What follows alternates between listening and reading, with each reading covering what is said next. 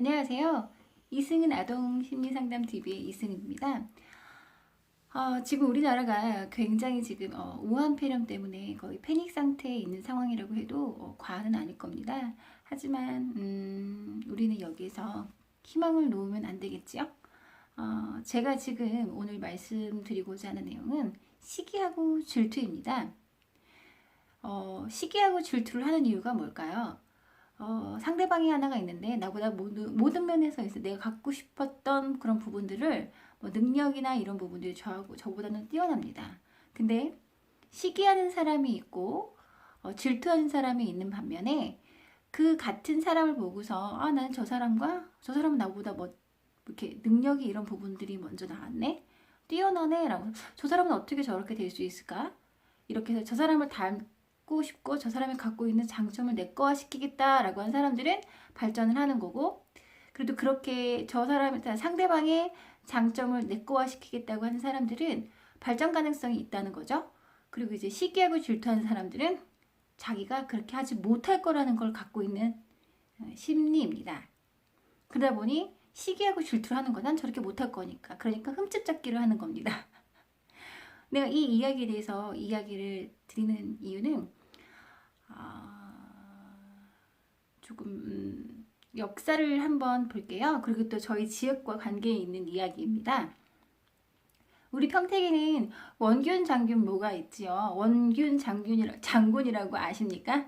아마 잘 모르는 분도 계실 거예요. 우리 평택에 이렇게 어디 쪽 양성 그쪽으로 가는 길에 보면 원균 장군묘가 있습니다. 그 양성 쪽이 아니라 평택 그 서정리 쪽에 가는 게 있던 것 같아요. 근데 원균 장군이 그 시대에 같이 살았던 동시대의 인물이 누군지 아십니까? 이순신입니다. 이순신. 네, 이순신 장군과 원균 장군이 동시대에 살았고, 이순신 장군이 살았던 시대의 그 왕은 선조이지요. 선조. 임진왜란이 일어났을 때 선조는 나라를 버리고 가죠. 그리고 원균 이야기가 왜 나오냐면, 이순신이 워낙부터 싸움을 잘했고, 그리고 그 고서에 보면, 역사책에 보면, 저는 칼의 노래를 책을 읽었던 게 기억이 나. 꽤 오래전에 읽었는데, 거기서 보면 이순신이 원균이 굉장히 많이 시기와 질투를 합니다. 그래서 많이 고초를 당했죠. 그리고 이제 이순신은 12척의 배를 가지고도 300척의 이렇게 노량해전에서 굉장히 대승을 이루잖아요. 이순신이 그렇게 모든 그 전쟁마다 이길 수 있었던 건 정확한 데이터를 가지고 싸워서 이길 수 있는 싸움만 전투에 참가했다고 합니다. 그리고 굉장히 치밀하게 데이터를 뽑았다고 이야기를 하더라고요. 근데 그때 다 알고 계시겠지만 원균이 어떻게 합니까? 시기하고 질투를 하죠. 그 선조를 이렇게 꿰잖아요. 모든 백성들이 이순신을 좋아한다. 당연히 좋아할 수밖에 없지 않겠습니까? 그래서 이순신을 좋아하고, 이순신이 아무래도 왕의 자리를 노리는 것 같다. 그렇게 해서 원균이 이렇게 입을 이렇게 싸바싸바해서 선조를 꼬드겨서, 선조는 또 자기가 제대로 된 왕이 아니지 않습니까? 나라를 버리고 간 자기만 살겠다고 하는 그런 왕이지 않았습니까? 그리고 이제 선조가 나라를 경복궁을 버리고 도망갔을 때 백성들이 가서 어떻게 했습니까? 거길 다 불살렸죠.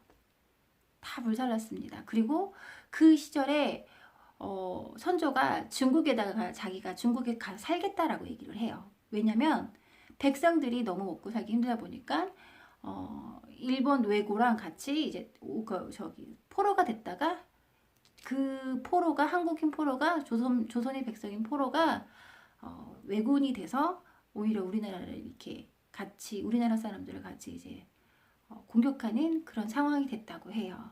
그러다 보니 이제 선조가 이제 다시 돌아오는 게 싫었겠죠. 그렇다고 해서 어떻게 나라를 버리고 중국으로 귀화해서 살겠다는 말을 했는지, 아무튼 이런 왕 속에서 무능력한 거죠.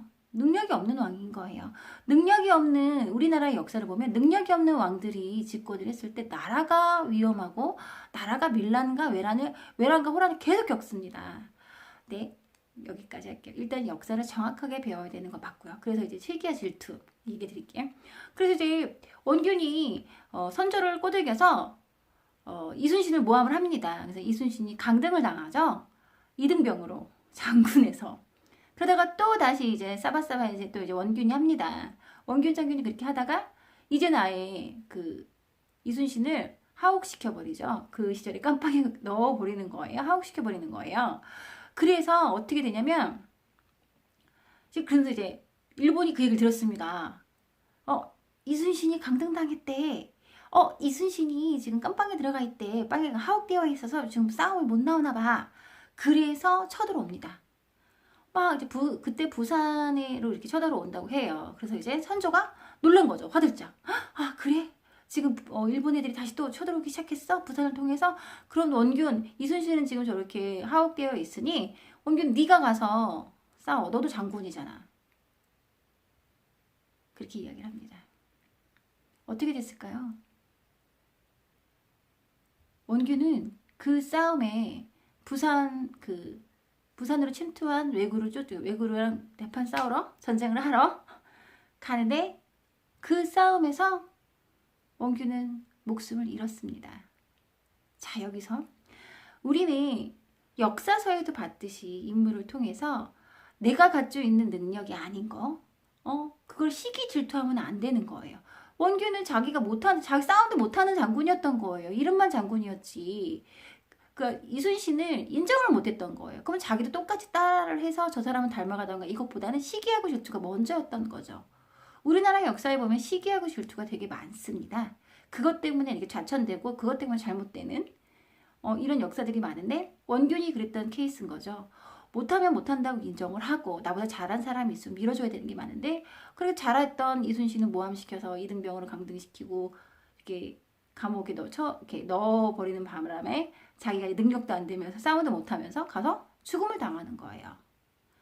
자, 여기서 제가 말씀드린 거는 역사서를 조선왕조 500년은 참 재밌습니다. 재밌는데 그 역사를 배우면서 느끼는 건 능력이 없는 왕이 됐을 때 굉장히 많이 나라가 혼란스러웠고 그리고 내 능력을 인정하지 않고 시기와 질투를 했을 때는 원균처럼 자기의 능력도 없으면서 시기만 잘해서 이렇게 안타까운 죽음을 맞이하는 경우가 있다는 거죠.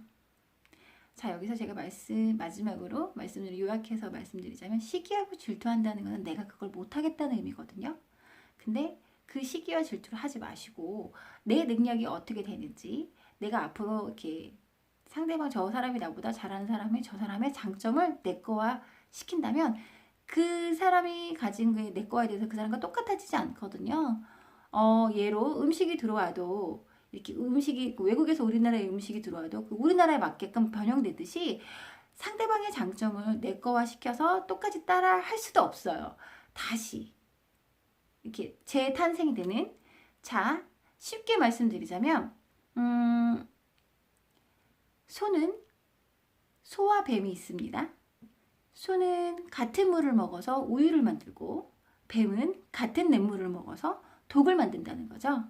자, 우리는 여기서 내가 같은 공부를 하고 같은 내용을 봤을 때 그걸 우유로 만들 건지 도구를 만들 건지는 이 영상을 보시는 분들의 선택이겠죠. 자, 그리고 상대의 능력을 인정할 때 나도 인정받는다는 거. 그거를 조금 아시고 가셨으면 좋겠습니다. 네. 좋아요, 구독 꼭 눌러주시고요. 궁금한 부분이 있거나 지금 현재 심리적으로나 어떤 부분이 어려운 부분이 있으신 분들은 댓글을 남겨주시면 제가 그거에 대해서 영상을 올려드릴게요. 조금 지금 이 인터넷상에서는 얼굴이 저만 보이지만 상대방이 어떠한지 잘 모르니까 굳이 너무 두려워하지 마시고 댓글에 문제나 지금 현재 자기 심리적인 상태가 힘드신 분들은 댓글 남겨주시면 영상으로 도움을 드리겠습니다. 좋아요, 구독 눌러주세요. 감사합니다.